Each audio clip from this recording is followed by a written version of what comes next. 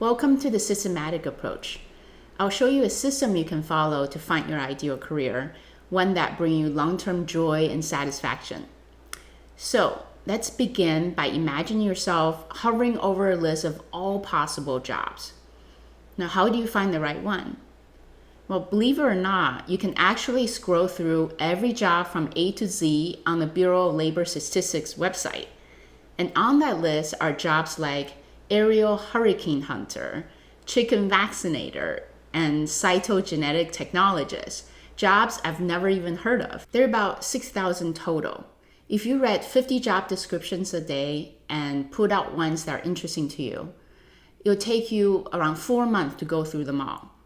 Now, doable, but daunting and tedious. You might be wondering, is there a better way to help narrow things down and zoom in on the promising ones? Well, of course, that's what we're here for. We want to start with you and come up with a good description of who you are and the things you really want. And once you have that, a list of jobs will eventually follow. I'm going to use myself as an example here and take you through the systematic approach.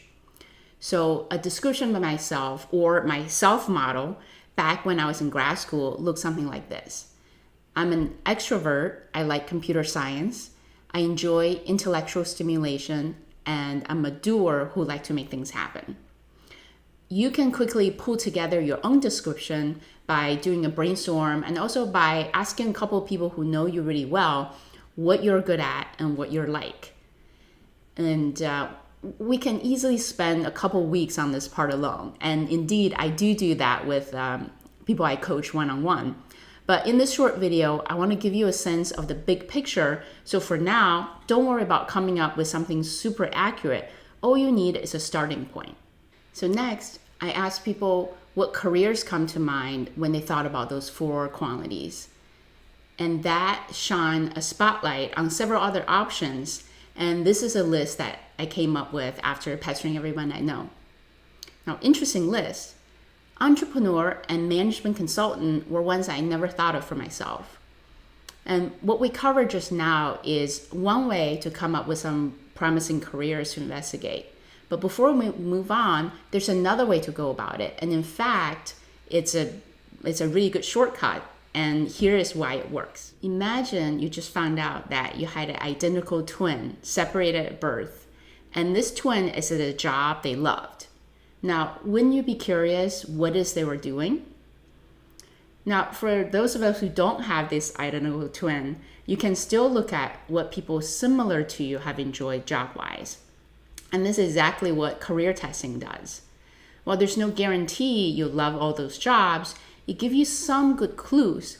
Plus, it might highlight some jobs that weren't even on your radar. Here's my list from career testing. And as you can see, lots of jobs in psychology. And interestingly enough, career counselor was on it, but I wasn't ready for it at the time. After doing some online research and interviewing people who knew about these jobs, I narrowed down my list to these 4. And by the way, I had crossed out HR manager right away because the only picture I have of HR was Toby in the TV show The Office. And let's just say I did not identify with him. But the funny thing is that a few years later, when I was offered a recruiting manager position in the HR department, I remember the HR result from my test, which made me more open to that possibility and eventually accepting that offer. You can only go so far by reading and talking to people. Past a certain point, you have to try it out to see if you really like something. So the next step is try them on by conducting some experiments. And here's an example. So the psychology result from career testing really hit home for me. I had briefly considered dropping out of the PhD program in computer science in order to enroll in the psych program. But that would have been a huge commitment, right? So I decided before I do that, let me launch an experiment to test out the job first. I became a volunteer counselor at the local jail and got training to counsel prison inmates. I remember on the first day, the guard left me alone with the inmate. I was really nervous. But soon enough, I felt as comfortable with my inmates as I did with the students I TA'd in college.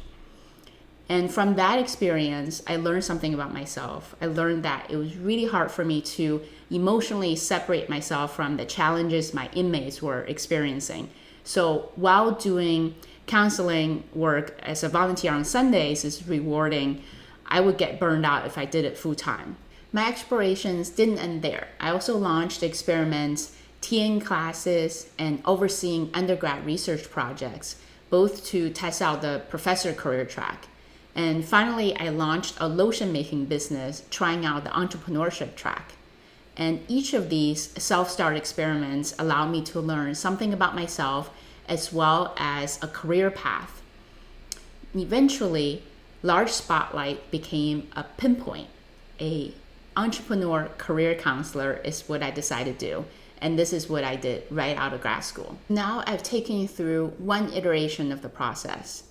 We start by constructing a model of ourselves, a self model, and this model spotlights different jobs to consider. And then we do research on them, conduct experiments, and we keep iterating. And in each iteration, our self-knowledge becomes increasingly refined as we conduct research and experiments. And the self-knowledge then can help us filter and narrow down our job set further. If my personal example seemed too neat, well, it's because I didn't tell you the whole picture. And just to give you a taste, my first startup never went anywhere. And from there, I moved on to software product manager and started the job in September 2008. I got laid off less than 2 months later due to a company reorganization as a result of the stock market crash. So that was my first job out of school. I was devastated. And also, I was 8 months pregnant at the time. Then I had to build my career in the midst of a deep recession while I was experiencing some postpartum depression, actually, at the same time. And in the years following, I went through lots of different jobs: online marketing manager, recruiting manager, executive search, running my independent recruiting firm, to finally coming back full circle to career coach and career tech entrepreneur. I experimented a lot and iterated quickly. As you can see, I had my share of bad luck and made tons of mistakes throughout, but because I had a tight process, I was never completely lost. I always knew what the next step I need to take was, and even though I didn't know exactly where it would lead me, it still gave me a sense of confidence and control amidst all that chaos and confusion. Taking things one step at a time, I was able to achieve financial independence while still in my 30s, and I don't have to work now anymore, but I choose to because I love what I do. If you're confused about what you want to do long term, try out this approach I just outlined. Because by breaking things down into small scale experiments, you can learn about your options even while you're in school or even while you're working full time. And over time, you can add to and subtract from your list of possible careers until you pinpoint something truly rewarding.